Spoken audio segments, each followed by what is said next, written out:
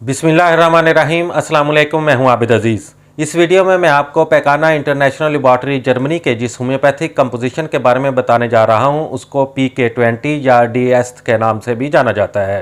PK20 या DEST की composition में जो एक्टिव इंग्रेडिएंट्स का इस्तेमाल किया गया है उसमें शामिल है Ammi visnaga 6x, Aralia racemosa 8x, Cobaltum nitricum 4x, Coccus cacti 2x, Yerba santa 3x, Grindelia robusta 6x, Lactuca virosa 12x और फास्फोरस 6x।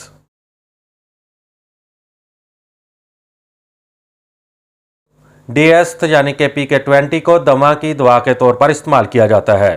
सांस की नाली का दमा, सांस की तंगी, दिल की तकलीफ की वजह से दमा, सांस की नाली का तशन्नुज, फेफड़ों की सोजश, छाती में दम घुटने का और बोझ का एहसास, हाँफने की सी कैफियत, चलते वक्त सांस का जल्द फूल जाना, गर्दो गुबार, फफूंदी, पौधों की खुशबू, परिंदों के पर वगैरह से एलर्जी जो दमा का बायस हो, बाज़ किस्म की दवाएं या बाज़ किस्म के खाने, जज्बाती दबाव, मौसम की तब्दीली वगैरह अगर दमा की वजह हो तो DEST न सिर्फ दमा की अलामतों को दूर करता है बल्कि दमा का मुस्तकिल इलाज भी है।